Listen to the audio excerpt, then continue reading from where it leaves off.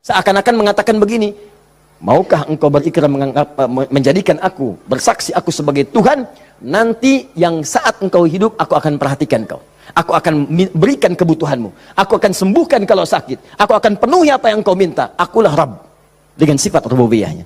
Kata Nabi, da'autallaha bi asma'il a'zam. Idza du'iya bihi azaba wa idza su'ila biha a'ta. Engkau baru saja bermohon kepada Allah dengan menyebutkan nama-namanya yang paling dahsyat. Yang kalau engkau berdoa dengan mengawali nama-nama itu, maka semua doa akan dikabulkan, semua permintaan akan diberikan.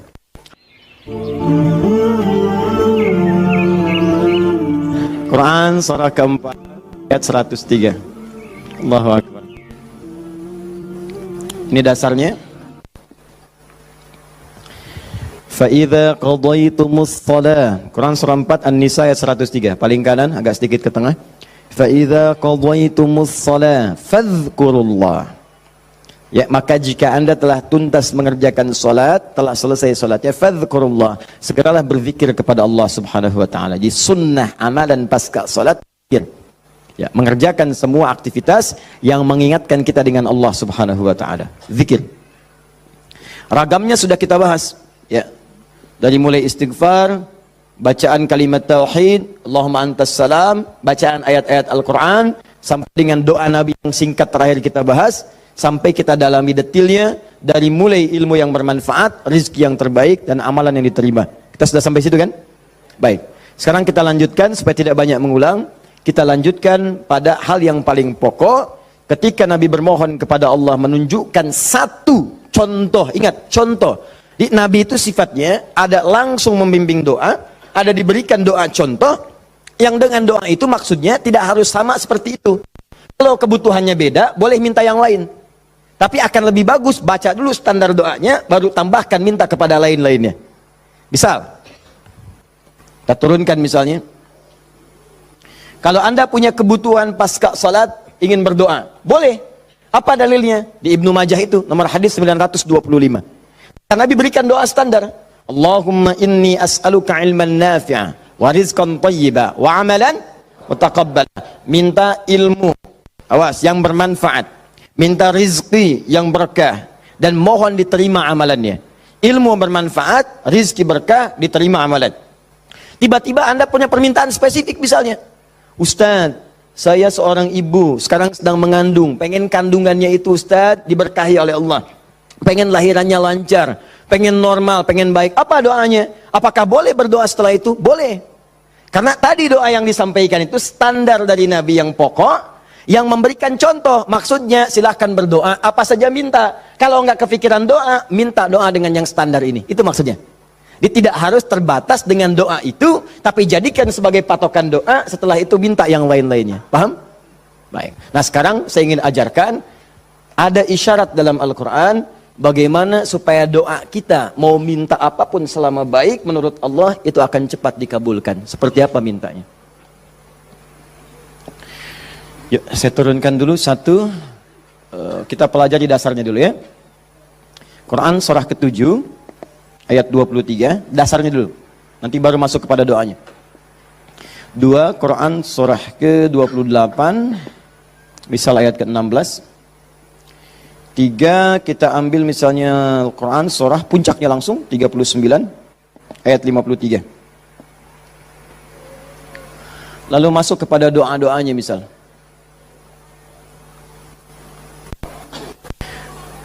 Saya ambil beberapa contoh yang sering ditanyakan, misalnya Quran surah ketiga ayat 38 sampai 39. Ditafsir dengan Quran surah ke-19 dari ayat ketiga misalnya sampai ayat ke-15 ya. Ya. Ada lagi misalnya kita turunkan doa orang sakit misalnya, Quran surah ke-26 ayat 80. Bisa jadi penyakitnya lebih parah, kita turunkan Quran surah 21 ayat 83 sampai 84. Oh, doa paling favorit misalnya Quran, apa yang paling favorit? Masya Allah, sapu jagat, luar biasa ya. Anda tanya orang Arab, nggak ada yang tahu ya, cuma orang Indonesia. Atarif sapu jagat, sapu jagat. Orang Indonesia luar biasa. Ada doa sapu jagat, doa sapu nggak ada jagatnya, doa jagat nggak ada sapunya. Quran surah 2 ayat 201. Paling kanan sebelah bawah. Saya contohkan ini dulu ya, yang lainnya banyak. Saya contohkan dulu sedikit supaya agak batas untuk kita bisa berdialog. Begini, kita mulai. Mohon izin, saya itu minta contoh gelas dengan air, bukan karena memang biasanya ada itu, bukan. Karena ingin mencontohkan tentang bab doa ini. Ya, ingin mencontohkan tentang bab doa. Perhatikan sini, fokus baik-baik. Lihat sini. Saya tidak akan minum sekarang. Lihat sini, fokus. Ini gelas, ada airnya. Warnanya apa? Bening, ya, warnanya bening. Nah, sekarang lihat, ada penutupnya? Halus atau keras? Baik, enggak, jangan main tebak-tebakan, kita coba dulu ya. Kalau tidak tahu katakan Allahu a'lam. Lihat sini, ini spidol. Fokus. Perhatikan sini. Saya ingin masukkan ke dalam gelas. Masuk tidak? Kenapa? Ada penutupnya, tuh, cukup agak lumayan. Ada lagi kalau ditutupnya seperti ini. Karena ini nggak ada penutup, kadang-kadang apa yang ada itu yang digunakan. Tisu misalnya. Lebih halus daripada yang tadi. Perhatikan baik-baik. Ini kalau dimasukkan bisa masuk. Ya, bisa, sudah. Kemudian lihat baik-baik, ada yang lebih keras lagi daripada yang pertama. Ini yang pertama, ini yang kedua. Misal, saya ambil yang lebih ekstrim seperti ini. Tutup begini. Fokus. Ini mau dimasukkan sampai kapanpun, sampai kiamat kurang 2 hari, susah. Sulit luar biasa. Perhatikan baik-baik. Fokus, fokus, fokus. Ada orang ingin bermohon kepada Allah Subhanahu wa taala. Kalau tidak ada sekatnya, tidak ada penutupnya, baik yang pertama, yang kedua, apalagi yang ketiga, maka semua yang diminta mudah untuk masuk. Minta spidol, masuk. Minta logam, masuk. Minta emas, masuk. Semua masuk. Tapi seringkali terjadi ada orang memohon, rasanya sulit kemudian untuk terkabul.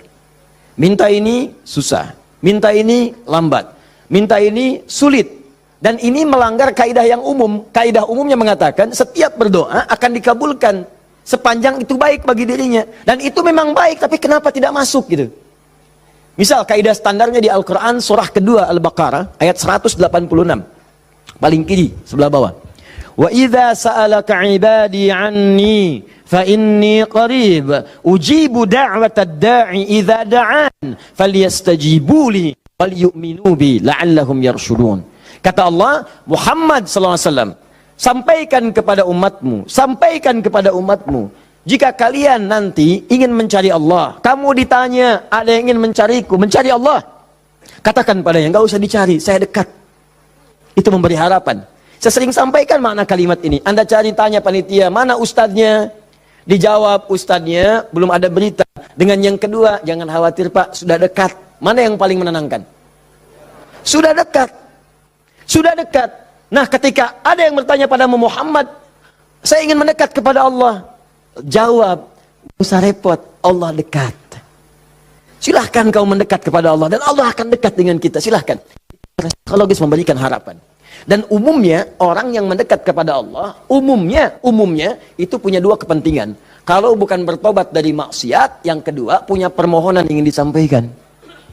Makanya sebelum diungkapkan itu dijawab oleh Allah. Saya tahu paling hambaku kalau mau datang mau minta. Silakan cek. Besok mau ujian, malam tahajud. Padahal kemarin enggak. Ya. Besok lamar pekerjaan, malamnya istighfar. Kemarin kemana aja John? Ya. Selalu seperti itu, minta, kata Allah. Lihat kalimatnya, ujibu da'watad da'i idza da'an. Kapanpun hambaku minta, aku akan kabulkan. Jadi rumus doa itu kalau diminta dikabulkan. Jadi nggak ada doa yang tidak dijawab sepanjang yang diminta itu baik. Sepanjang yang diminta itu maslahat. 3 sifat jawabannya. Diberikan seketika, jadi begitu dia meminta seketika dikabulkan. Kalau dia membutuhkannya. Allahumma ya Rabb, Allahumma ya Rabb, Allahumma ya Rabb. Saya ingin berdakwah ya Allah dengan teknologi. Saya ingin niatkan ya Allah masuk ke ITB supaya dengan ilmu itu saya bisa mengembangkan teknologi untuk mendekatkan orang kepadamu. Minta dia malamnya, luluskan saya ya Allah. Besoknya keluar lulus. Kalau benar maslahatnya.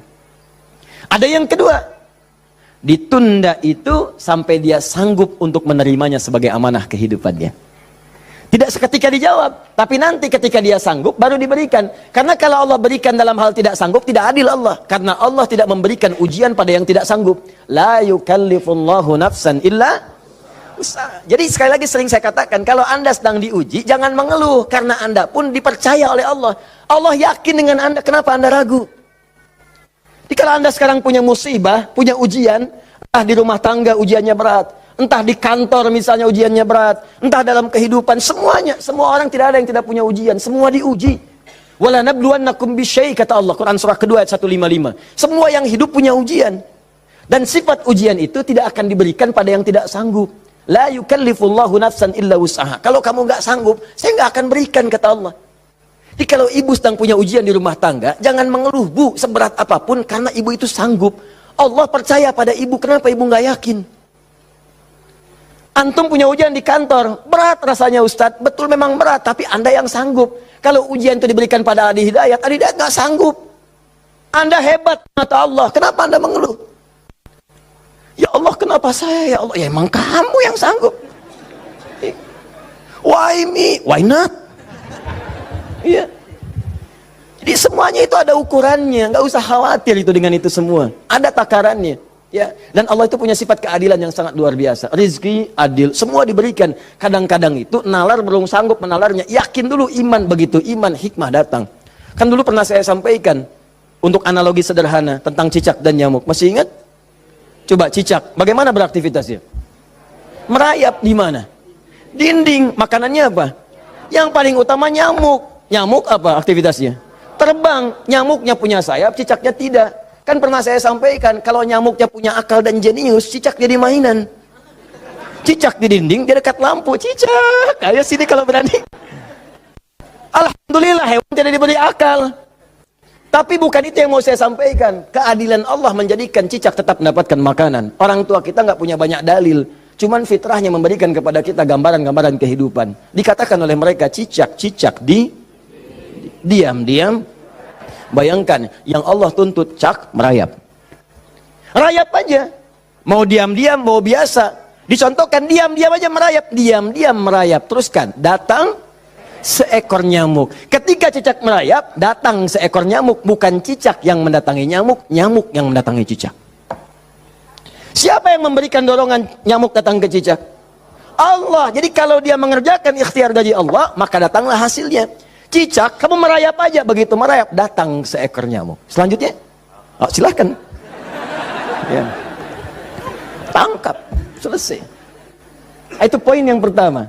Jadi saya ingin berikan gambaran dalam kehidupan, ada unsur keadilan yang diberikan oleh Allah Subhanahu wa Ta'ala. Jadi yang pertama tadi langsung diberikan, yang kedua ditunda, dia saat sanggup menerimanya. Kalau nggak sanggup, nggak akan dikasih.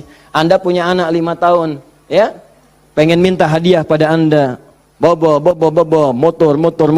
Pengen minta motor. Anak 5 tahun pengen minta motor beneran. Dibelikan nggak?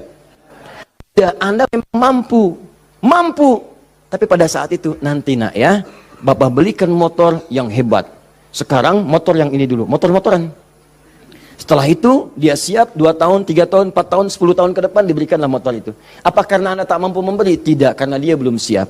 Anda minta sekarang, tiba-tiba 10 tahun kemudian Anda dapatkan. Cuman saat dapat, Anda nggak sadar kalau itu tuh hasil doa Anda yang dulu. Itu. Kadang-kadang demikian. Anda pengen jadi dokter. Ujungnya kan dokter, masuknya pengen ke UI. Tiba-tiba keterimanya di Undip misalnya. Tapi kan jadi dokter juga. Anda pengen proyek yang besar, dikerjakan sekarang, nggak dapat, doa belum terkabulkan. Tiba-tiba 10 tahun kemudian, dapat proyek yang besar, yang nilainya ternyata diakumulasikan 10 tahun ke belakang. Itu doa Anda. Kalau pengen bukti lebih dalam, betapa banyak orang tua yang berdoa sejak anaknya masih dalam kandungan. Pengen ini, pengen itu, dikabulkan setelah anaknya 20 tahun dia keluar dari kandungannya. Itu kan hasilnya. Makanya ketika anak sukses, kata Al-Quran surah ke-46 ayat ke-15, ada isyarat di sana. Kalau Anda sukses, jangan menilai dulu kesuksesan itu adalah hak Anda, kewajiban Anda, atau atas jasa Anda. Barangkali Anda cuma 30%, 70%-nya ibu yang dulu pernah menangis di keheningan malam. Ya Allah, jadikan anak saya seorang insinyur, ya Allah. Ya Allah, jadikan anak saya, ya Allah, orang yang soleh. Ya Allah, jadikan anak saya si fulan. Bapak Anda yang dulu cuma makan singkong, datangnya ke sawah, kemudian kerjakan segala rupa, ya Allah, jadikan anak saya lebih hebat dibandingkan saya. Puluhan tahun yang lalu mereka bermohon kepada Allah, doanya terkabul ke puluhan tahun kemudian. Makanya ketika Anda berhasil, kata Al-Quran, jangan dulu merasa bangga, karena boleh jadi jasa terbesarnya jasa orang tua dulu. Makanya Ismail, perhatikan baik-baik. Ismail yang mendapatkan air zam-zamnya. Lihat. Bergerak kakinya, gerak, keluar. Tapi Anda jangan lupa, ketika Ismail kehausan, ibunya mencari air. Disimpan Ismail, dia bergerak tangan kakinya. Karena kalau anak itu sudah mulai haus baik, pasti tangan kaki itu bergerak. Tapi air nggak keluar. Kapan air keluar? Setelah Sayyidah Hajar bolak-balik. Safa Marwah bermohon kepada Allah. Positif, berdoa, minta. Ketika kemudian bagian yang terakhir ketujuh itu berada kemudian di Marwah, tiba-tiba mendengar satu percikan air keluar. Kapan air keluar? Karena jejak kaki Ismail yang menendang kemudian ke arah pasir itu, malaikat mengepakkan sayapnya. Keluarlah. Kata ibunya, zam. Zam itu artinya kumpul jangan berhenti, kumpul jangan berhenti, kumpul jangan berhenti. Kalau kumpul saja mungkin berhenti, ijma, tahadda. Ini zam. Kumpul jangan berhenti, kumpul jangan berhenti. Sampai sekarang air itu selalu berkumpul, tidak pernah berhenti. Dikenallah dengan air zam-zam. Orang kebanyakan cuma minum zam-zamnya, tapi tidak pernah mendalami kisahnya. Di situ ada bakti orang tua, di situ ada sayang kepada ibu, di situ ada cinta kepada orang tua, dan sangat luar biasa. Poin ketiga, kadang-kadang meminta sesuatu yang A diberikan B oleh Allah. Karena boleh jadi, maaf, yang dimintakan itu tidak ada maslahat untuk kita. Dalilnya Quran surah kedua ayat 216, paling kiri sebelah atas. Kutiba alaikumul qitalu wa huwa kurhul lakum. Diwajibkan bagi kalian berjihad, berperang dalam konteks perang, medan perang. Tapi ada juga konteks umum dengan rumus tafsir, al-ibratu bi umumil lafzi la bi khususis sababi. Kalau ada lafaz dalam Al-Qur'an jangan dikhususkan pada sebabnya, sepanjang konteksnya umum. Perang terbesar, perang melawan perasaan kita. Perang melawan hawa nafsu. Perang melawan negative thinking, kadang-kadang negatif kepada Allah. Kenapa saya ya Allah? Kenapa ini enggak berakhir ya Allah? Kata Allah, "Hei, asa an takrahu syai'an fa huwa khairul lakum." Boleh jadi kamu enggak suka, tapi ini yang terbaik buat kamu. Kamu kan enggak tahu kapan wafat. Bukankah kalau saya belum kabulkan kamu rajin tahajud? Kamu rajin puasa? Kamu rajin baca Al-Quran? Kamu kemana aja selama ini? Mau wafat masih sibuk dunia. Saya pengen yang terbaik untukmu sampai pulang ke akhirat. Dipaksa untuk mendapatkan itu. Kadang-kadang kamu pengen yang ini dunia, ini nggak bagus. Kamu pengen direktur, kamu maksiat banyak nanti di sana. Cukup level manajer saja. Wa asa an tuhibbu syai'an fa huwa syarrul lakum. Kadang-kadang yang ideal yang dipengenkan itu enggak bagus kata Allah. Kenapa? Wallahu ya'lamu wa antum la ta'lamun. Karena Allah tahu masa depan engkau tidak. Anda punya anak 5 tahun sakit, dia kata dokter jangan makan apel. Jeruk boleh enggak, Dok? Boleh. Maka anak itu merengek, "Mama, pengen apel." Kata mama, "Jangan, nak, enggak bagus. Apel." Dibelikanlah jeruk. "Ini kan jeruk, Mama." "Bukan, nak, ini jeruk rasa apel." Paham? Nah, jadi ini yang pertama, sifat doa itu kalau diminta pasti dikabulkan. Tapi ada segelintir orang yang ketika memohon ternyata tidak mendapatkan bagian itu. Apa persoalannya? Perhatikan, hadisnya sahih. Sampai Al-Imam An-Nawawi mencantumkan ini dalam salah satu hadis di Al-Arba'innya. Thumma dzakara rajula. Awas, hati-hati. Yutilus safara. Thumma dzakara rajula yutilus safara asy'atha aghbara. Lalu Nabi mengisahkan tentang seorang lelaki yang menempuh perjalanan panjang sampai tampilannya penuh debu. Ya, bahasa Inggrisnya kurang lebih the kill of the kumel. Ya. Jadi udah banyak debu lah ya dalam dirinya. Awas ya, yamuddu yadaihi ila sama, lalu mengangkat tangannya ke langit, ngangkat tangan. Nanti saya ajarkan fikih mengangkat tangan ya. Fa yaqulu ya Rab, dan dia berkata ya Rab. Fokus sebentar. Orang ini kisahnya itu punya permohonan yang sangat berat ingin disampaikan. Penting permohonannya, sangat pengen dijawab. Lalu dia melihat cara doa cepat dikabulkan. Di antaranya ada tiga. Satu, doa dalam perjalanan. Perjalanannya perjalanan pada ketaatan, bukan maksiat. Awas hati-hati, bukan perjalanan maksiat dan bukan jalan-jalan biasa. Awas hati-hati. Kau mau kemana? Mau ke Hawaii? Titip doa ya. Doa orang safar kan dijawab. Tuh yang umrah, yang haji, gitu kan? Ya, itu yang dimintakan. Mohon, minta. Tapi kalau yang perjalanan maksiat tidak. Bro, mau kemana? Las Vegas. Titip doa ya. Itu belum dimohon dan ditolak. Ya, belum dimohon. Jadi satu, menempuh perjalanan panjang. Kedua, orang yang mengangkat tangan. Jadi usahakan nanti saat berdoa itu biarkan mengangkat tangan. Nanti ada fikihnya. Ada yang cuma satu jari misalnya, ya, saat khutbah Jumat khatib ada. Ya, ada yang kemudian mengangkat tangannya, ada yang rendah, ada yang tinggi, ada yang posisi begini ada saat istisqa. Yang standar itu angkat kedua tangannya, ya, sejajar dengan dadanya di sini, sejajar. Sini ya. Dan nggak usah malu. Allah itu kan tidak akan malu untuk memberi. Justru Allah itu dalam hadis sahih, Allah akan merasa malu. Di sini bahasa kiasan, majas maksudnya. Membiarkan seseorang yang mengangkat tangannya kemudian dalam keadaan hampa, artinya tidak menjawab doanya. Dia ada seorang bertanya kepada Rasulullah, ya Rasulullah, bagaimana seorang berdoa mengangkat tangannya? Kemudian Nabi mengatakan, bagaimana menurutmu kalau ada seseorang meminta kepadamu menengadahkan tangannya begini? Ustaz, tolong Ustaz, tolong Ustaz. Di depannya langsung begini. Dua-duanya begini. Kata orang ini, saya malu kalau nggak ngasih. Saya malu kalau nggak ngasih. Maka kata Nabi, Allah lebih merasa malu. Karena Allah itu sifatnya lebih dalam dibandingkan dengan hamba. Rahmannya, rahimnya, pemberinya, wahabnya. Kata Nabi, Allah lebih merasa malu ketika membiarkan seorang mengangkat tangan memohon dan meninggalkan dalam keadaan hampa. Ya, jadi Anda mengangkat, itu biasanya sejajar dengan dada di sini yang standar.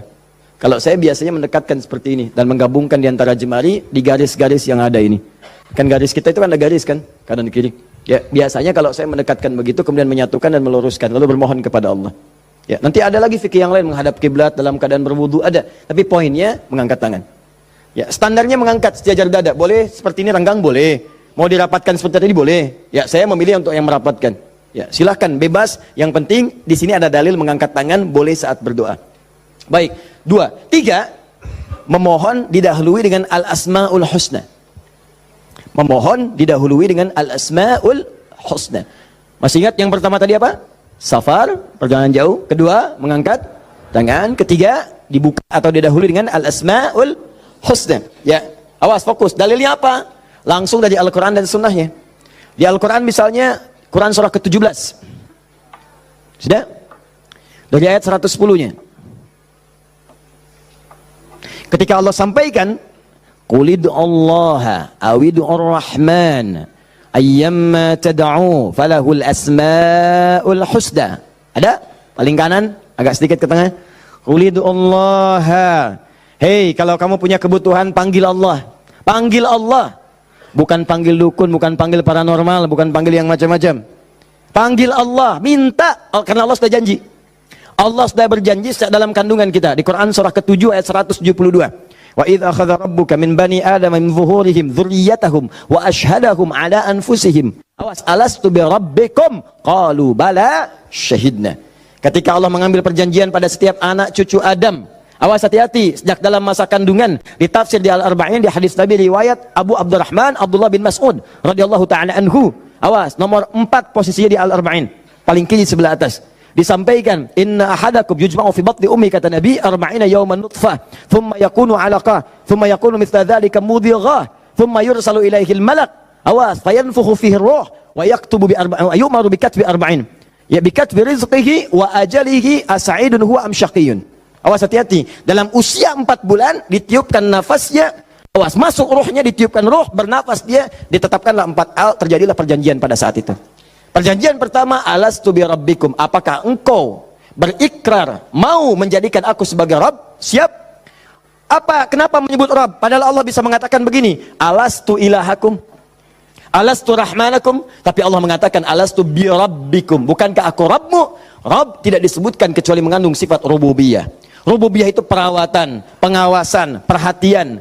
Sifatnya yang paling pendek disebut dengan murabbi. Karena itu guru orang tua disebut murabbi. Karena orang tua memperhatikan, orang tua merawat. Kalau tanpa batas, perawatannya cepat, perhatiannya dalam, hilangkan kalimat mimnya, muncullah kalimat Rabbnya. Maka Allah disebut dengan Rabbun. Kalau kita meminta, Allah lebih cepat pemberiannya dibandingkan dengan hamba. Dan tidak ada batas. Rabbun, Rabbun, Rabbun. Makanya setiap kita minta, disebutkanlah kalimat Rabb itu. Silakan cek, setiap permintaan ada kalimat Rabbnya. Rabbana atina fid dunya hasanah wa fil akhirati hasanah wa qina adzabannar. Rabbana zalamna anfusana rabbighfirli wa liwalidayya la yukallifullahu nafsan illa laha ma wa 'alaiha mak Rabbana la tu'akhidna in nasina aw akhtana. Jadi kenapa disebutkan kata Rabb itu memberikan isyarat, seakan-akan mengatakan begini, maukah engkau berikrar menjadikan aku, bersaksi aku sebagai Tuhan? nanti yang saat engkau hidup, aku akan perhatikan kau. Aku akan berikan kebutuhanmu. Aku akan sembuhkan kalau sakit. Aku akan penuhi apa yang kau minta. Akulah Rabb. Dengan sifat rububiyahnya. Makanya setiap Anda minta, Rabb, Rabb, Rabb, Rabb, Rabb, Rabb. Jelas? Saya kembalikan. Ketika Anda memohon kepada Allah, dahulukan dengan al-asmaul husna. Qul ud'ullah, panggil Allah, minta. Kalau ada masalah minta, ya Allah, ya Allah. Maaf ya, bukan bikin status. Bukan bikin status. Diuji dengan musibah yang dibikin status. Aku tidak menduga akan seperti ini.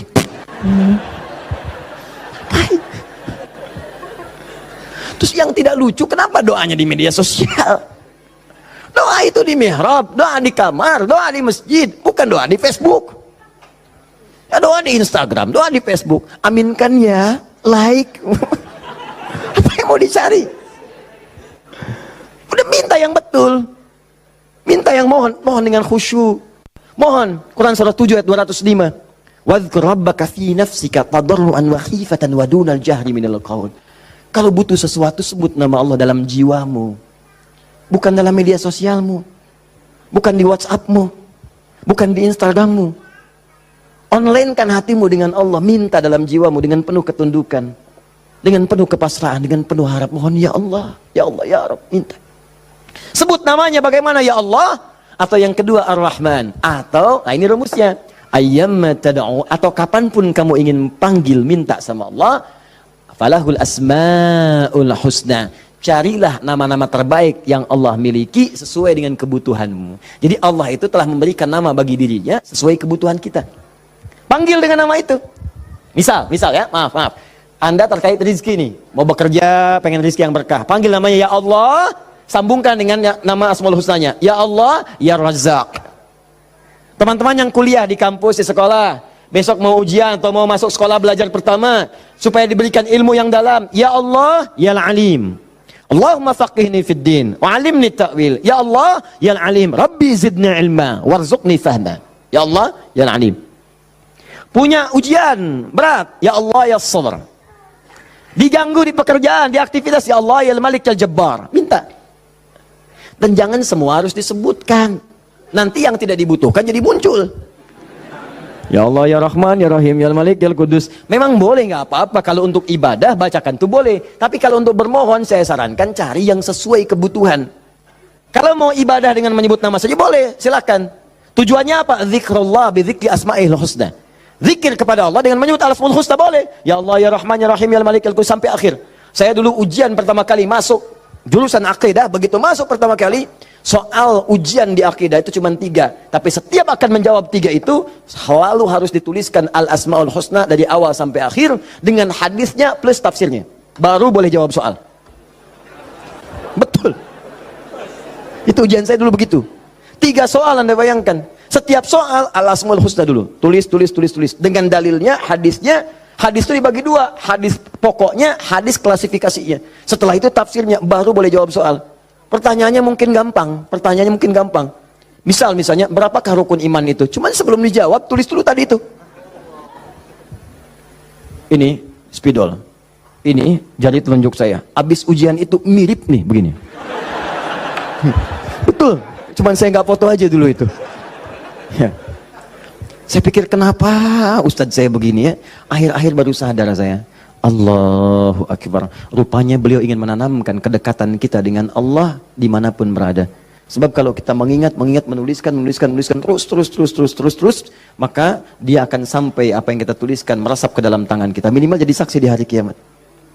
Ya, di penanya, di hati kitanya, di bawahnya, sehingga ingin merasakan taqarrub ilallah dalam setiap keadaan kita. Cari itu. Dapatkan, mintakan. Mohon. Nah, 3 syarat ini terpenuhi di orang tadi. Perhatikan, perjalanan jauh dia tempuh. Sampai tadi banyak debu. Angkat tangan diangkat, yamudu yadayhi ilas sama. 3 dia minta dengan al-asmaul husna. 3-tiganya lengkap. Seharusnya doa dia dikabulkan 3 kali lebih cepat dari orang biasa. Karena 3 hal tadi dipenuhi. Qurannya ada, hadisnya ada. Bahkan Sayyid Sabiq itu pernah menulis kitab Al-Aqaid Al-Islamiyah. Dalam bab al-asmaul husna disebutkan hadisnya populer. Hampir kalimat-kalimat tauhid di kitab-kitab hadis ada hadis ini. Seorang setelah menunaikan salat kemudian berdoa kepada Allah Subhanahu wa taala di samping Nabi sallallahu alaihi wasallam, dia berkata, Allahumma ya Allahul Ahad, ya Allahul Ahadus Samad, alladzi lam yalid wa lam yulad wa lam yakul lahu kufuwan ahad, Allahumma ighfirli. Dia sebelum mintanya Allahumma ighfirli, tapi sebelum minta didahului dengan al-asmaul husna. Kata Nabi, atadri madza tad'u? Atadri madza da'ut? Tahukah engkau bagaimana engkau baru saja berdoa? Allah wa Rasulullah alam, saya enggak tahu ya Rasulullah maksudnya apa. Kata Nabi, da'autallah bi asma'il a'zam. Idza du'iya bihi azaba wa idza su'ila biha a'ta. Engkau baru saja bermohon kepada Allah dengan menyebutkan nama-namanya yang paling dahsyat, yang kalau engkau berdoa dengan mengawali nama-nama itu, maka semua doa akan dikabulkan, semua permintaan akan diberikan. Hadis selesai. Orang ini melakukan ketiganya. Tapi apa jawab Nabi? Allahu Akbar. Dia sudah menempuh perjalanan jauh, dia sudah mengangkat tangannya ke langit, dia menyebut ya Rab, ya Rab, ya Rab. Kata Nabi, anna yustajabu lidzalik. Bagaimana doamu bisa dijawab?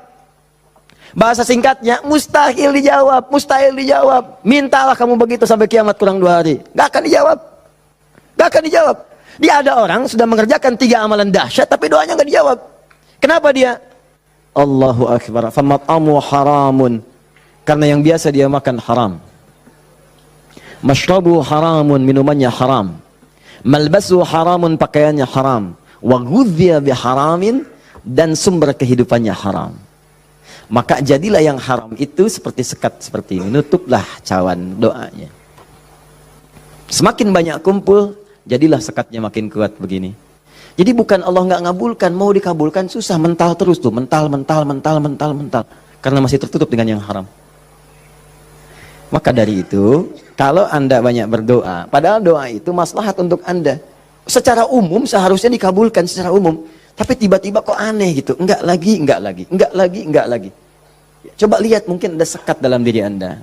Mungkin ada maksiat, ada yang haram pernah dikerjakan. Buka dulu, buka cawannya. Keluarkan yang haramnya. Buka. Bagaimana membuka itu?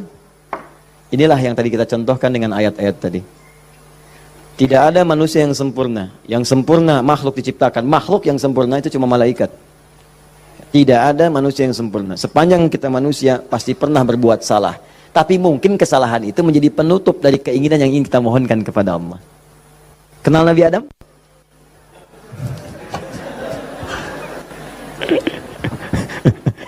Alhamdulillah. Habis puasa dapat Lailatul Qadar, kenal Nabi Adam. Nabi Adam itu manusia pertama yang diciptakan. Kemudian ditempatkan di surga. Surga miniatur, tugas pokoknya sebagai khalifah. Bukan surga yang akan kita tinggali nanti. Secara singkat, di surga itu diberikan 2 sifatnya, baik sebagai nabi ataupun sebagai manusia. Untuk pelajaran bagi kita anak cucunya.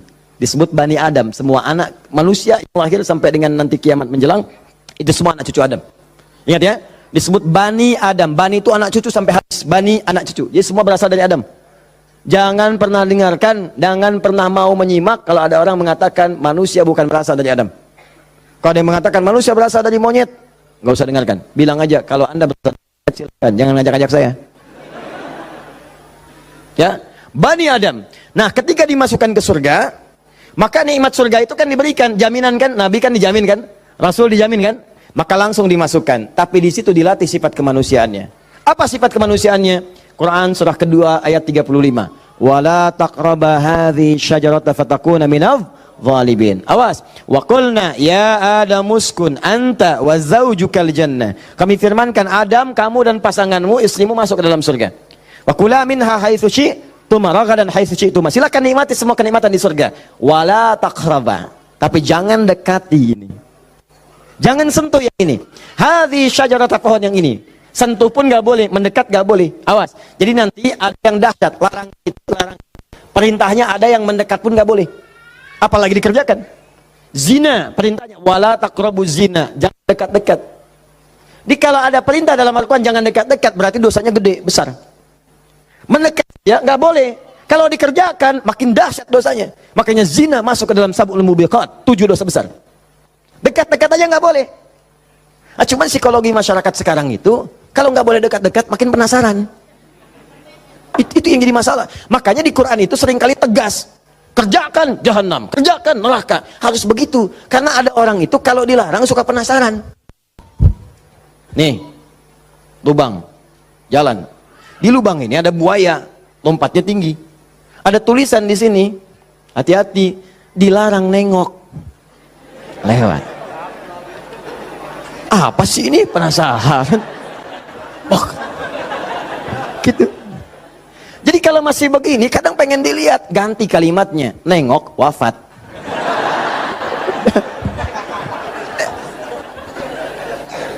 Selesai. Udah. Itu sederhana gitu. Ya, makanya banyak kalimat di Quran tuh begitu. Hati-hati. Ya, orang yang merencanakan pembunuhan berencana, Quran surah 4 misalnya kan, An-Nisa. Ya, misal, dia ayat ke 92-nya. Wa may yaqtul mu'minan muta'ammidan fajaza'uhu jahannam. Orang yang sengaja merencanakan pembunuhan, satu orang beriman saja, maka dia sudah pesan kapling neraka jahanam. Khalidan fiha, kekal di dalamnya. Wa ghadiballahu alaihi, Allah murka kepadanya. Wa la'anahu dilaknat wa 'adalahu 'adzaban 'azima, dan dijanjikan siksa yang dahsyat. Siapa yang pengen pesan kapling di neraka jahanam? Maka muncul yang seperti itu, datang. Saya kembalikan ke sini, maka caranya adalah buka dulu ini nih. Buka dulu sekatnya. Tidak ada yang sempurna. Makanya Nabi Adam ketika kemudian ditempatkan di surga, surga ujian ya, bukan surga yang akan kita tempati. Dari mana dalilnya Ustaz? Karena di surga nanti kita itu sudah nggak ada ibadah lagi. Nggak ada ibadah. Nggak ada yang salat lagi, nggak ada yang puasa lagi. Cukup di dunia aja. Di akhirat tinggal mendapatkan hasilnya. Kita panen nanti. Ya. Ya jangan terlampau soleh, cita-cita di surga supaya bisa sholat tahajud. Allah, berapa tuh terlampau soleh. Udah tahajud di dunia aja, nyampe sana tinggal nikmati. Tinggal dinikmati. Kebiasaan dunia masuk semua. Ya Allah, makan, nikmat, pengen anggur, gak usah jauh-jauh, tinggal ngambil. Masya Allah. Ustadz merokok boleh nggak? Oh, silakan, ambil apinya di neraka. Ya.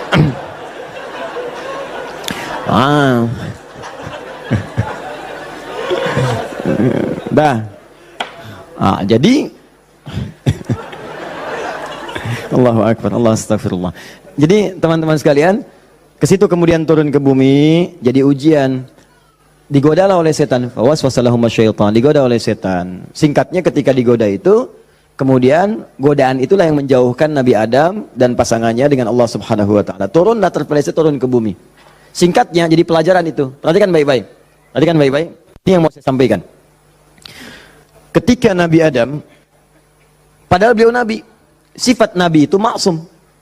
Kenapa diperkenankan oleh Allah berbuat salah pada saat itu dengan sifat kemanusiaannya? Padahal beliau Nabi. Awas hati-hati.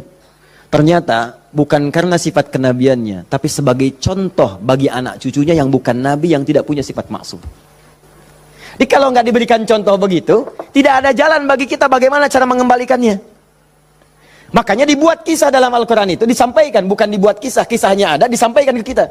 Diberitakan, ini dulu Adam dengan sifat kemanusiaannya salah. Padahal dia Nabi, maksum, bisa dijaga oleh Allah. Kenapa diperkenankan salah? Untuk menunjukkan ibrah, pesan kepada kita, kalau salah, begini cara kembalinya. Maka ketika berbuat keliru itulah diturunkan kalimat pertamanya, untuk mengangkat sekat ini. Jadi kalau nggak pernah diangkat, ini hubungan dengan Allah itu tersekat. Diangkat sekat ini, apa yang diturunkan pertama kali? Kalimat untuk mengembalikan kepada yang jernih. Asal jernih begini, ditutup begini, dikembalikan lagi. Sesuatu yang dikembalikan ke awal dengan cara yang baik disebut dengan tabayatubu. Sifatnya disebut dengan taubah. Awas. Hati-hati. Maka Allah turunkan kalimat pertama ketika turun ke muka bumi. Kalimat pertamanya, Quran surah kedua ayat 37. Fatalaqa Adamu min rabbihi kalimatin fataba alaih. Maka Allah turunkan kalimat taubat. Taubat itu maksudnya kembali kepada jalan yang baik. Tadi tersekat, buang sekatnya, balikin lagi ke awal. Ya, fataba alaih. Maka diterimalah jalan kembalinya itu. Kalau sudah balik lagi silahkan, pengen apa aja diberikan. Minta. Maka apa kalimat tobat yang pertama kali itu? Disebutkanlah di Quran surah ke-7 tadi, ayat 23. Rabbana zalamna anfusana wa illam taghfir lana wa tarhamna lanakunanna minal khasirin. Itulah kalimat pertama untuk membuka sekat-sekat yang haram dan maksiat saat kita merasa ingin kembali ke jalan yang benar. Maka ulama sebagian menyimpulkan, kisah ini menunjukkan pesan bahwa tidak ada manusia yang sempurna. Kadang-kadang banyak yang berbuat maksiat. Kalau pernah salah, memang kita nggak sempurna. Tapi sifat kemanusiaan kita menunjukkan kita mesti tobat. Sebab ada makhluk sempurna yang nggak kenal salah, malaikat. Makhluk salah nggak kenal benar, jadi nggak kenal tobat, namanya setan. Ada makhluk tengah-tengah, kadang benar, kadang salah. Ketika salah dia kembali kepada yang benar, namanya manusia. Jadi bedanya manusia dengan malaikat, malaikat nggak pernah salah, manusia salah. Bedanya manusia dengan setan, setan salah nggak mau tobat, manusia salah pasti tobat. Jadi kalau ada manusia salah nggak mau tobat, patut ditanya, ini manusia atau sifatnya. Jadi kita mesti tanyakan, lihat di cermin. Kalau Anda pernah punya salah, pasang cermin yang besar, tanya, kamu ini manusia apa setan? Manusia. Setan. Manusia. Setan. Saya manusia. Saya mesti tobat. Kamu kalau nggak tobat sekarang, wafat kamu. Tuliskan. Nggak tobat, wafat. Tuliskan. Sujud Anda. Bangun malam, minta. Nangis, nangis, nangis, nangis, nangis, minta. Tobat. Kalimat itu. Makanya setelah kalimat itu dibacakan, baca, muncullah kemudian ayat 26, 27-nya itu. Ya bani Adama, la yaftinannakumus syaitanu kama akhraja abawaikum minal jannah. Hei anak cucu Adam, anak cucuku, disebut anak cucu. Jadi kisah tadi itu buat kita yang bukan nabi, bukan rasul. Jangan sampai kamu digagalkan oleh setan, digoda setan. Seperti dulu bapak ibumu, kakek nenekmu dipelesetkan begitu. Kamu jangan sampai terjadi seperti itu lagi. Kalau kejadian, begini cara pulangnya. Makanya kalau ingin berdoa, pertama kali sebelum meminta lulus ujian kah, lancar rezeki kah, damai di rumah tangga, buka dulu sekatnya. Supaya apa yang kita minta mudah masuk semuanya. Jelas? Buka. Kalimat pertama standarnya, Rabbana zalamna anfusana wa illam taghfir wa tarhamna lanakunanna minal. Ini yang paling standar, dosa standar. Ya, dosa standar itu jangan dipahami harus dilakukan, tidak. Ya, kalau dikerjakan, begini awal membuka sekatnya. Paham? Saya cepat. 2, agak naik level dosanya. Ini satu contoh, dosa ini agak besar yang ini. Bahkan dosanya bisa lebih dahsyat kalau direncanakan, diniatkan. Misal, maaf ya, maaf. Saya pun mengagendakan nanti di tahun ini mudah-mudahan bisa Allah berikan kesempatannya. Saya pengen juga bisa safari ke pesantren-pesantren, ya, lembaga permasyarakatan, ya, Sukamiskin misalnya, kemana lagi, bisa lihat. Saya pengen sampaikan kepada mereka bahwa Anda nggak ada yang sempurna. Tidak ada yang sempurna. Semua orang pernah berbuat salah. Cuman kita bisa berubah. Dan banyak di masa lalu orang yang banyak salah. Ada pemabuk, pezina, pembunuh, dan mereka memilih tobat. Dan ternyata dijamin surga oleh Allah Subhanahu Wa Taala lewat lisan Nabi. Kenapa kita nggak bisa? Ini dosa yang pernah dilakukan dalam kasus pembunuhan. Kalau yang ini tidak sengaja, sifatnya tidak sengaja. Ini contoh, diperkenankan oleh Allah sebagai contoh. Kalau orang berbuat seperti itu, bagaimana cara baliknya? Kenal Nabi Musa? Kenal. Luar biasa, Nabi Adam kenal, Nabi Musa kenal. Jangan-jangan Fir'aun juga kenal. Ya Allah. Saya tuh kalau Fir'aun suka ingat suka bumi itu hubud dunia. Suka bumi hubud dunia, suka hubun bumi dunia. Saya tanya di panggung, ada yang kenal Fir'aun? Kenal, Masya Allah. Di sini masih agak mendingan lah, Nabi Adam, Nabi Musa. Sana Fir'aun. Nabi Musa paham semua kisahnya. Secara singkat, kemudian sedang beliau berpetualang. Secara singkat ya, jalan menemukan 2 orang berselisih. Berselisih sampai mau berantem, dipisah sama Nabi Musa. Dipisah. Udah dipisah sama beliau, pisah, jangan begini, ini nggak bagus. Dipisahin singkatnya.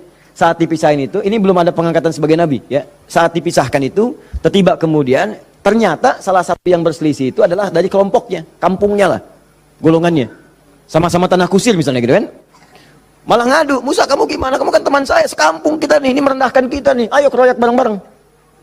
Ini provokasi kata Musa, diluruskan oleh Musa, diluruskan. Begitu diluruskan, masih ngotot, diberi pelajaran, tampar oleh Musa. Nabi Musa itu kekuatannya, teman-teman sekalian, setiap nabi itu punya kekuatan 10 kali laki-laki biasa. Dan Nabi Musa terkenal sebagai nabi juga yang paling kuat. Tampar, wafat. Nabi Musa.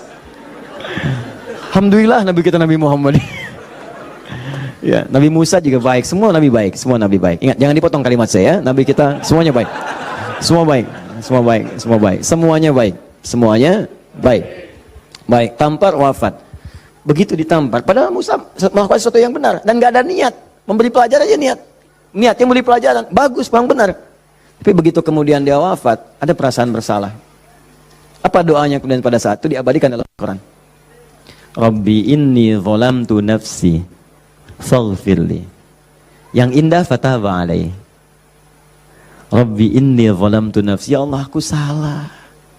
Zalim saya. Padahal nggak diniatin loh Pak Bu. Nggak diniatin. Cuman kejadian gitu kan. Dan itu belum ada pengangkatan sebagai nabi, belum. Nanti diangkatnya setelah bertemu nanti kisah yang lainnya. Di secara singkatnya, terjadilah peristiwa itu, lalu turunlah kemudian diabadikan doanya dalam Al-Quran. Rabbi inni zalamtu nafsi. Jadi kalau ada di antara kita, misal pernah berbuat siapapun, tingkat kesalahannya sampai ke sini, tidak sengaja, atau pernah berbuat yang serupa, cepat taubat. Karena kalimatnya sudah turun. Nanti kalau sampai hari kiamat gak taubat, lebih berat lagi. Coba mau berkata apa di hadapan Allah Subhanahu Wa Taala? Hei, aku kan dah turunkan kalimat di bumi supaya kamu taubat. Kamu kan pernah bunuh orang kan? Tanggal sekian, jam sekian, kamu kejar-kejar, kamu tembak, kamu bom, kamu bunuh, kamu tusuk, kamu pukul, kamu macam-macam kan? Ada semua rekamannya terbuka. Aku turunkan kalimat taubat lengkap dengan kisah tuntunannya. Kenapa kamu nggak taubat? Mau jawab apa? Allah sudah kasih cara pulang tapi nggak digunakan. Allah nggak salah kan di situ. Diturunkan kalimatnya dan bahkan dijamin fataba alaih, diampuni oleh Allah. Ayo balik lagi. Makanya 2000 tahun setelah Nabi Musa, lahir Nabi Muhammad SAW, itu diantara sahabat-sahabat yang jadi sahabat terbaiknya, kan dulu banyak yang hobinya juga begitu, jahiliyah. Ada yang hobinya berkelahi. Kenal Umar bin Khattab? Umar bin Khattab radhiyallahu ta'ala anhu, luar biasa, tegas, kekar, wah, senang duel sebelum masuk Islam. Siapa yang berani dengan saya? Ayo naik ke bukit itu, Jabal Qubais ditunjuk, bukit paling favorit. Naik ke sana, yang sekarang ada istana raja di situ. Ya di samping Zam-Zam itu. Naik. Sebelum berduel dengan saya, pamit dulu pada ibu yang telah melahirkannya karena dia akan pulang tanpa nama. Umar, Allahu Akbar. Apa yang terjadi? Masuk Islam halus. Toha, tersentuh, masuk Islam. Lalu kasarnya berubah menjadi tegas, dipakai melindungi Nabi SAW, dipakai menegakkan syariat dengan baik. Kehalusannya muncul. Sampai datang, tengok orang jadi khalifah, perhatikan orang, luar biasa. Tegasnya muncul. Ya, waktu Abdullah bin Ubay bin Salul itu, seorang munafik, kalau sholat di belakang Nabi, saf paling depan. Tapi begitu bubar, provokator paling pertama Abdullah bin Ubay bin Salul. Begitu keluar, Muhammad nih SAW. Mecah belah kita aja. Datang ke sini pengen jadi pemimpin. Dia punya masjid sini, kita bikin masjid yang lain. Bikin dirar. Selalu dipecah. Orang dah siap-siap perang Uhud, di pertengahan jalan diprovokasi, balik aja balik, pasukan musuh lebih kuat, ayo balik-balik, sepertiga berputar desersi. Anda bayangkan? Tapi apakah Nabi langsung menghukumi? Tidak. Nabi kenapa nggak dihukumi? Umar, gregetan saya. Ya, kata Nabi, kan belum jelas kelihatan nampaknya. Nanti jadi fitnah, pecah nanti semuanya karena dia masih dianggap pemimpin di kalangan yang lainnya. Biarlah nampak nanti Allah berikan hujahnya untuk dia. Satu kali, tapi kalau di depan baik, di belakang menusuk dari belakang. Satu kali sakit. Begitu saat sakit itu, anak Abdullah bin Ubay bin Salul, anaknya namanya Abdullah, baik, soleh. Nah ini juga jangan simpulkan kalau keluarga misalnya bapaknya nggak bagus, pasti anaknya nggak bagus, belum tentu. Belum tentu. Kenal Abu Jahal? Anaknya Ikrimah. Bapaknya musuh Nabi luar biasa, anaknya pembela Nabi yang paling hebat, penunggang kuda yang dahsyat, saf paling depan kalau jihad. Sampai Nabi itu dengan menghormati Ikrimah tidak pernah menyebut Abu Jahal di depan Ikrimah. Jangan singgung bapaknya, jangan. Supaya anak ini dalam ketenangan. Abdullah bin Ubay bin Salul anaknya taat, namanya Abdullah juga. Sakit bapaknya datang kepada Nabi. Ya Rasulullah, bapak sakit, kata Nabi, yang berikan ini, kasih air, berangkat pulang sana. Katakan dari Nabi. Datang senang pulang. Ya abadi, papa ini dari Nabi. Apa sih Muhammad? Lempar, habis. Sampai sekarat disampaikan, datanglah Nabi ke rumahnya. Tapi nanti saat turun surat Taubah itu untuk dilarang menyolatkan. Begitu datang ke tempatnya, apa yang dikatakan? Manjanya luar biasa. Ya Rasulullah, itu di depan Abu Bakar, ada Umar dan yang lain-lain. Ya Rasulullah, biarkan aku wafat dengan mengenakan jubah terluarmu. Apa kata Umar? Ya Rasulullah, izinkan aku memenggal kepalanya. Itu. Cuman jubah aja kok, pakai. Dia meninggal. Itu Abdullah bin Ubay bin Salul. Hidupnya begitu meresahkan, wafatnya begitu kolokan. Ya. Tapi habis. Jadi yang pertama itu, coba, udahlah, banyak yang tobat. Umar jadi bagus, tukang begal Jundub bin Junadah. Wah, sekampung begal tobat, jadi dai, sekampung jadi soleh semua. Saking dahsyatnya kampung itu dikenal di kemudian hari, namanya Ghifar. Sampai dikenal dengan Abu Dzar Al-Ghifari. Sampai Al-Imam An-Nawawi mengutip hadisnya di Al-Arba'in itu nomor hadis 18. Ya, Jundub bin Junadah. An Mu'adz bin Jabal wa Jundub bin Junadah radhiyallahu taala anhuma qala Rasulullah sallallahu alaihi wasallam, ya, ittaqillaha haitsu ma kunta wa atbiz sayyatil hasanatan amhuha. Ainal hadis? Mana hadis? Mana Qur'annya? Apa yang antum kerjakan tiap hari? Ngitung lagi. Mana bakal antum tuh pulang? Minimal sehari satu hadis. Ambil, walaupun nggak hafal hadis kan nggak mesti hafal, baca hadisnya, lihat terjemahannya, amalkan isinya. Buka konsepnya. 57 hadis kitab iman, tiap hari baca satu. Antum pebisnis, keluarkan hadis-hadis bisnis, tiap hari satu. Kalau Al-Quran hafalkan, satu hari satu ayat, apa-apa. Pulang punya hujah di hadapan Allah. Ini tiap hari ngitung-ngitung dunia, wafat tinggal semua. Apa yang mau antum ambil? Berharap surga lagi. Takutlah kepada Allah, mulai yang baik. Jundub bin Junadah taubat, dikenal dengan Abu Dzar Al-Ghifari. Puncaknya, mungkin ada orang pernah juga lebih daripada ini. Dia berzina, dia mabuk, dia macam-macam. Pokoknya mengoleksi dosa lah. Ya, orang ngoleksi mobil, ngoleksi musab, dia ngoleksi dosa. Jadi kalau nggak berdosa itu nggak enak. Kamu ngapain aja, si fulan sudah begini. Oh, masa besok saya lakukan yang lebih daripada itu. Jadi ngoleksi dosa, tumpuk dia. Yang begini pun, itu masih diberikan kesempatan Allah dengan oleh Allah diturunkan satu kalimat. Yang kalau dikerjakan, diamalkan isinya, diterima taubatnya. Turunlah Quran surah 39 ayat 53 tadi. Qul ya ibadiyalladzina asrafu ala anfusihim la taqnatu min rahmatillah. Muhammad katakan pada hamba-hambaku yang dosanya sudah israf. Israf itu melebihi dasar cukup. Lebih. Mubazir. Banyak. Datang ke pernikahan, ada prasmanan, orang sekali dia 10 kali. Israf. Balik. Israf. Ini ada israf dalam dosa. Itu pun kalau mau taubat kata Allah, la taqnatu min rahmatillah. Jangan dari rahmat Allah. Innallaha yaghfirudz dzunuba, Allah ya Rahman, Allah ya Rahim. Allah akan mengampuni semua jenis dosa sepanjang kau mau taubat. Di kadang-kadang Allahnya sudah pengen ngampunin, manusia yang nggak pengen. Fir'aun kan gitu, kurang apa lagi diutus 2 nabi langsung. Musa dengan Harun, idhaba ila fir'auna innahu tagha. Quran surah 20 ayat 43 sampai 44. Musa Harun pergilah ke Fir'aun, dia sudah mulai menyimpang. Faqula lahu qawlan layyina la'allahu yatadzakkaru wa yakhsha. Katakan kepadanya dengan lembut, mungkin dengan kelembutan itu dia sadar dan mau bertobat. Enggak mau. Musa, gua kan Tuhan yang gede, ana rabbukul a'la. Marah, nantang, mau bunuh dan sebagainya. Sudah, selesailah dia tenggelam di lautan. Ya, jadi mumi. Teman-teman, ini jadi gambarannya, buka dulu skatnya.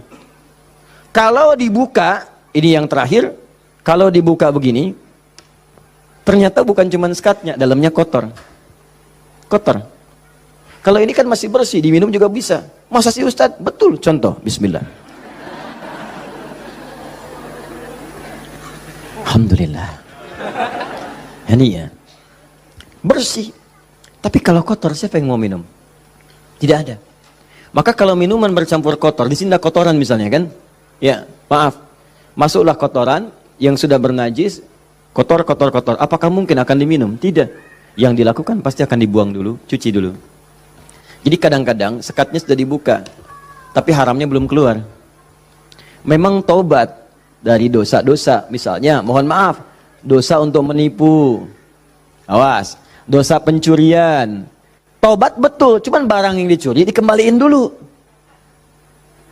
Dosa dari ngutangin orang, betul. Dosanya taubat, cuman utang bayar lunas dulu. Bukan bermusafah kemudian lunas dosanya, tidak. Lunas utangnya, tidak. Maka ada hal-hal tertentu yang ketika saat dilakukan, sekatnya mesti dibuka, yang kotornya mesti dikeluarkan.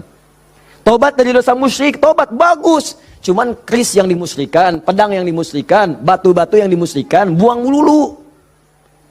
Buang dulu. Tato-tato, gambar-gambar, kan? Aku tuh kalau melihat Lionel Messi rasanya main bola aku jadi bagus deh. Sampai dibikin tato misalnya. Musyrik. Hati-hati. Musyrik. Buang. Taubat, buang dulu.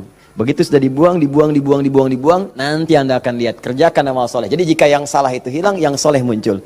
Kalau sudah yang soleh muncul, Anda nggak minta pun dikasih. Gak percaya, silahkan buktikan. Bedakan rasanya, rasakan bedanya, dan pasti akan terasa bedanya. Akan lain. Demi Allah saya katakan akan lain. Paham di sini? Nah, jadi sebelum meminta, saya harap coba Anda kerjakan dulu ini. Setelah itu silahkan minta, mohon. Usahakan kalau minta, pertama punya wudhu ya.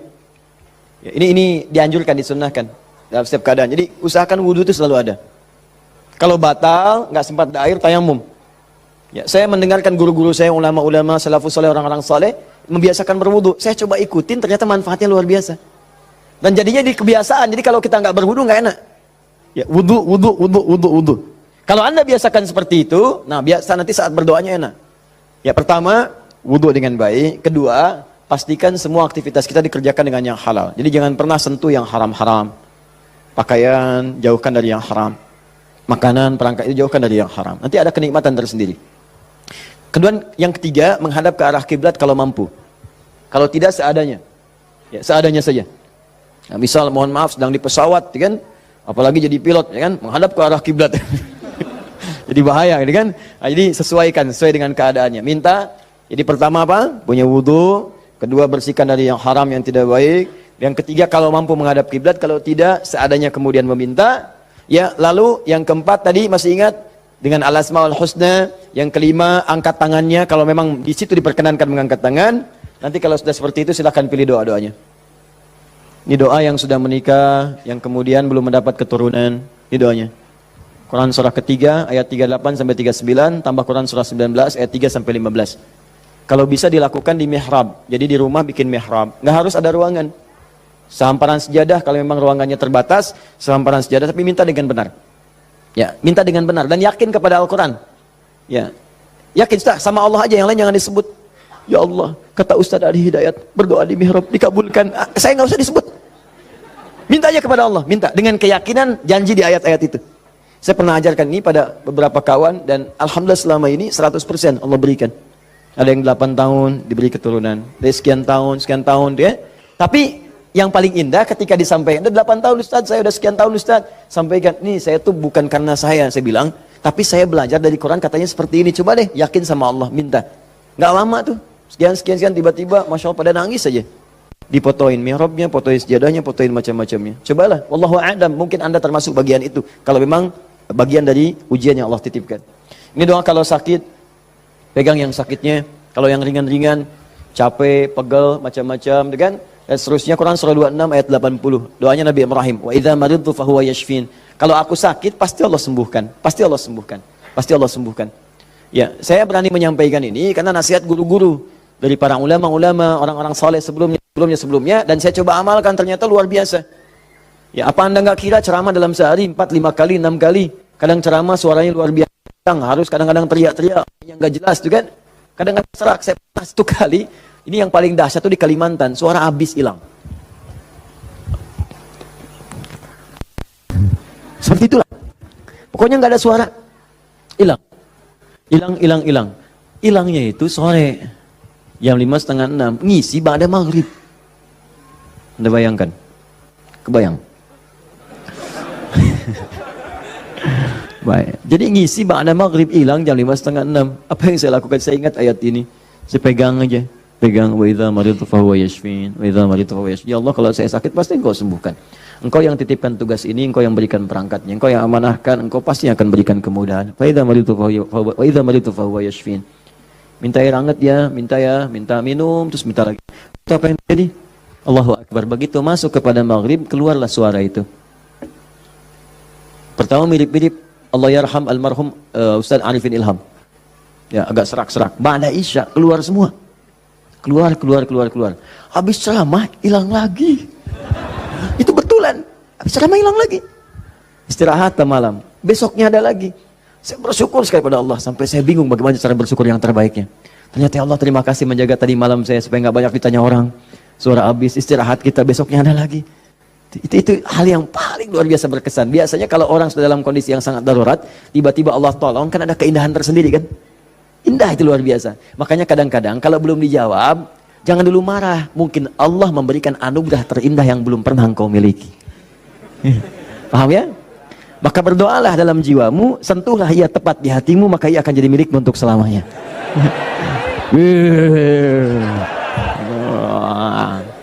Catat.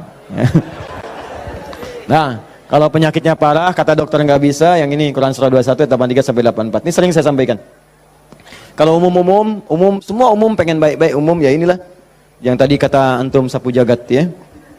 Berarti banyak di Quran doa supaya anak misalnya rajin sholat, keluarga bagus, turunan baik, doa sejak dalam kandungan. Ada sebuah, saya pernah sampaikan kok dalam keterangan yang cepat ya. Disilahkan, ada banyak indeks sekarang, ada banyak buku-buku, tinggal dikeluarkan. Kalau saya boleh pesan, sebetulnya kalau mau komplit, beli aja buku hadis.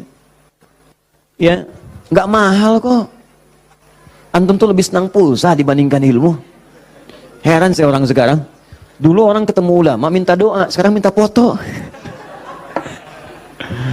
Aduh, sampai saya juga kepikiran apa nyetak aja yang banyak ya. Ustaz minta foto, nih, Ustaz minta foto nih gitu. Aduh. Allahu Akbar, astagfirullah. Nah, jadi teman-teman sekalian, itu barangkali yang sekiranya bisa disampaikan. Jadi dengan itu saya ingin tunjukkan bahwa insya Allah selama kita hidup, Allah pasti akan mudahkan, kecuali yang kita persulit. Jadi kalau sudah diberikan kemudahan, jangan dipersulit. Paham ya? Baik, saya coba jawab dulu satu di antara ini. Nanti saya sudah punya channel khusus untuk menjawab-jawab pertanyaan. Sudah kami siapkan. Jadi mohon izin, saya ingin umumkan nih, karena ada tanya-tanya juga. Kita sekarang ingin mencoba memberikan yang terbaik untuk berdakwah untuk masyarakat. Jadi untuk channel kita ada 2 channel sekarang. Ya, pertama Akhyar TV. Akhyar sekarang sedang dalam masa perbaikan penyempurnaan untuk tampilan TV yang seutuhnya. Ya, jadi untuk sekarang belum tayang dulu. Jadi nanti kita perbaiki dulu karena kita pengen nih benar TV seutuhnya. Dia 24 jam nanti ada tayangan TV. Kita sudah siapkan konten-konten sekarang ini. Jadi nanti ada anak-anak penghafal Quran. Kalau orang bedah rumah yang macam-macam, ya ini bedah rumah para penghafal Quran misalnya. Nah, ada bagaimana cara yang si fulan bisa hafal padahal dia terbatas otaknya misalnya ya, kata medis. Ada yang ini kita siapkan. Ada talk show, ada yang keluar, ada yang macam-macam. Jadi nanti begitu dia tampil lagi, kita launchingkan juga secara meluas. Nanti akan jadi TV yang nyata, betul, 24 jam nanti ada agenda yang tayang. Nah, untuk yang sifatnya terbatas, nanti ada Adi Hidayat Official yang di YouTube. Ya, Adi Hidayat Official itu nanti, itu biasa kalau kultum yang ringan-ringan atau menjawab pertanyaan. Ya, pertanyaan-pertanyaan nanti kita jawab satu-satu lewat situ. Jadi kadang-kadang, mohon maaf, ada beberapa pertanyaan tapi sulit disampaikan. Saya memahami itu, saya sangat memahami. Ya, dan mohon izin ya, mohon izin. Saya berusaha semaksimal mungkin memberikan waktu yang terbaik. Saya pulang dakwah masih jam 11:30 malam, saya lihat ada surat masuk. Begitu ada surat, Masya Allah panjang. Saya bilang staf saya, minta telepon orang ini. Telepon, kita bicara. Sampaikan. Ada yang bisa dijawab via WA, kita jawab. Dan seterusnya. Tapi memang agak banyak, jadi tidak semuanya kita bisa kemudian jawab secara langsung. Nah, untuk tanya jawab ini, nanti ada 3. 1, kita jawab di lokasi kalau memungkinkan. 2, di official. Yang 3, setiap bulan kita akan sediakan insya Allah waktu 2 kali dalam sebulan. Ya, di Kamis pekan ke-3 dan Kamis pekan ke-4. Kalau tidak ada halangan, saya sediakan khusus dari mulai pagi jam 10 sampai dengan ke asar. Tapi tempatnya mungkin di Bekasi, akan disediakan ruang untuk silaturahim atau konsultasi. Jadi kalau Anda mau datang, ya datangnya di waktu itu, jangan datang di waktu yang lain. Mungkin akan sulit kemudian untuk bertemu dengan saya. Jadi saya sediakan di waktu itu. Kadang ada yang datang, kemudian juga di waktu-waktu yang saya tidak ada. Itu yang kadang-kadang saya sedih. Di situ kadang saya merasa sedih. Ya, datang tapi tidak ada gitu sayanya. Jadi saya coba perbaiki yang sepanjang saya bisa lah, saya maksimalkan. Ya, jadi itu poinnya. Jelas ya? Kalau saya sudah jelas, mudah-mudahan bisa dipahami. Dan ini saya jawab dulu deh satu supaya bisa tuntas. Assalamualaikum warahmatullahi wabarakatuh, Ustaz. Assalamualaikum warahmatullahi wabarakatuh. Saya seorang supir dari sebuah bank konvensional. Mau nanya apakah gaji saya termasuk dalam riba? Nah, apabila saya zakatkan sudah bersihkah gaji saya? Ya, saya salat nafilah dikerjakan berapa rakaat dan waktu yang dikerjakan kapan? Manfaat dari salat tersebut apa? Maaf ya, 1 kertas ini saja cukup untuk saya jawab untuk hari ini. 5 pertanyaan dari sini saja. Yang lain nanti saya inikan di official. Baik ini, kalau Anda ragu dengan sesuatu, maka cari yang meyakinkan. Sudah, itu jelas hukumnya. Awas, hati, innal halala bayyinun, innal harama bayyinun, wa bainahuma umurun mushtabihatun. Ya, yang halal itu jelas, yang haram itu jelas. Di antara keduanya ada yang syubhat. Rumus syubhat itu tanya dulu kejelasannya. Kalau memang tetap gak jelas, maka tinggalkan, itu lebih bagus. Paham ya? Saya kerja Ustaz di bank konvensional, bagaimana hukumnya? Kalau ada ribanya haram hukumnya. Kalau kemudian tidak mendapati yang lain dan darurat hidup ada di situ, maka sifat daruratnya muncul. Tapi darurat sifatnya sementara, bukan sementerus. Jadi sambil di situ antum mencari pekerjaan lain. Ya ada di bank syariah misalnya, ada yang lain misalnya, silahkan masuk ke situ.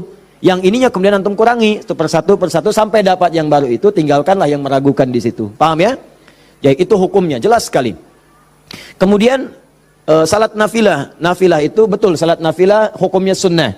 Ya banyak jenisnya, kapan waktunya, bagaimana ragamnya. Contoh, ada yang siang sampai ke malam, namanya rawatib. Hadisnya At-Tirmidzi nomor hadis 586. Ya ada berapa bilangannya? Yang pokok ada 12. Misal, apa bunyinya? Bunyinya kurang lebih qala Rasulullah sallallahu alaihi wasallam. Ya perhatikan baik-baik teman-teman sekalian. Man shalla 12 raka'atan, siapa yang salat 12 rakaat fi yaumin wa lailatin, dari siang sampai malam, arba'an qabla dhuhri, 4 rakaat sebelum zuhur, raka'ataini ba'daha, 2 rakaat setelahnya, raka'ataini ba'dal maghrib, 2 rakaat setelah maghrib, raka'ataini ba'dal isya, 2 rakaat setelah isya, raka'ataini qabla subhi, 2 rakaat sebelum subuh. Rumusnya 4 sebelum zuhur, 2 setelah zuhur 6, 2 setelah maghrib 8, 2 setelah isya 10, 2 sebelum subuh, jadi 12 rumusnya. 12. Kalau tak mampu 12-nya, misalnya zuhur boleh. Hadisnya dari Ibnu Umar, mengerjakan 10 rakaat karena tak mampu 12-nya, maka dihitung pahalanya sama karena keadaan yang sangat darurat itu. Tambah lagi misalnya ada sunnah, sunnahnya mutlak, bukan masuk rawatib, tapi dia masuk ada yang sebelum salat fardu. Misal, salat sunnah misalnya qabliyah asar, sebelum asar. Sifatnya bukan rawatib, mutlak, tapi dikerjakan sebelum asar, jadi qabliyah. 4 rakaat di Abu Daud dari Ibnu Umar radhiyallahu taala anhuma. Apa bunyinya? Rahimallahu ra'an shalla qabla al-asri arba'an. Allah merahmati seseorang yang salat sebelum asar 4 rakaat. Hadisnya sahih. Ada lagi sebelum maghrib, cuman ini tidak terlampau ditekankan kecuali dalam kondisi yang memang dibutuhkan. Apa bunyinya? Bima makna qala Rasulullah sallallahu alaihi wasallam wa sadaqa rasulu kama qala. Perhatikan kalimatnya, shallu rak'ataini qabla al-maghrib wa la tattakhidhuha sunnatan. Silakan salat 2 rakaat sebelum maghrib, tapi jangan dibiasakan. Wala tattakhidhuha sunnatan, kata para ulama hadis, di antara maknanya sebetulnya tidak terlampau ditekankan salat ini. Cuman kalau sedang ada kebutuhannya silakan lakukan. Apa contohnya? Misal, contohnya dalam keadaan sedang di Masjid Al-Haram, ya. Masjid Al-Haram itu fadilahnya banyak. Kemudian orang juga banyak yang tawaf. Sudah adzan, Allahu Akbar, adzan. Tawaf, masih tawaf berlangsung. Antum zikir sudah, baca Quran sudah, masih ada waktu. Belum qomat. Daripada antum mengerjakan yang tidak betul, yang tidak ada manfaatnya, lebih baik sholat 2 rakaat. Itu yang dimaksudkan.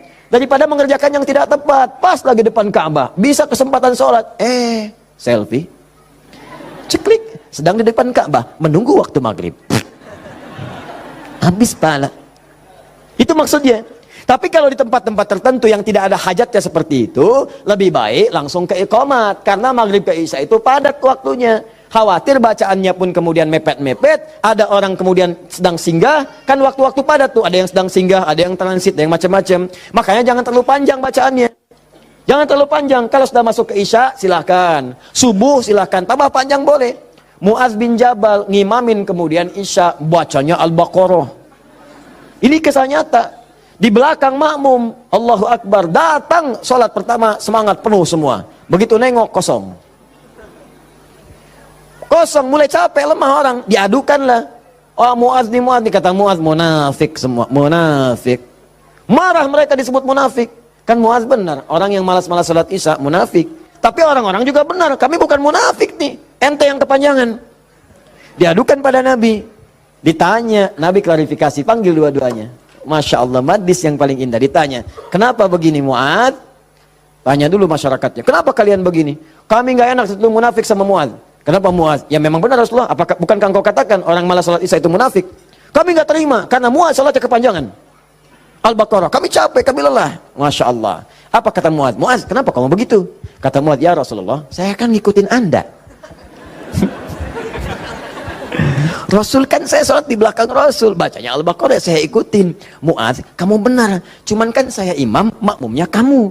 Tapi kan kalau kamu, imamnya kamu, makmumnya mereka.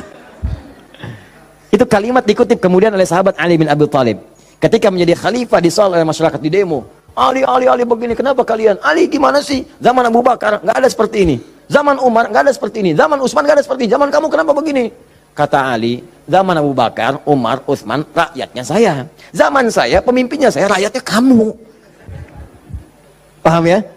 Jadi teman-teman sekalian, kita kembalikan lagi kepada yang tadi. Jadi silahkan untuk salat sunnahnya tadi, ya qabliyah silahkan. Seperlunya sesuai dengan tempatnya. Tambah lagi misalnya dengan salat duha, ada syuruk.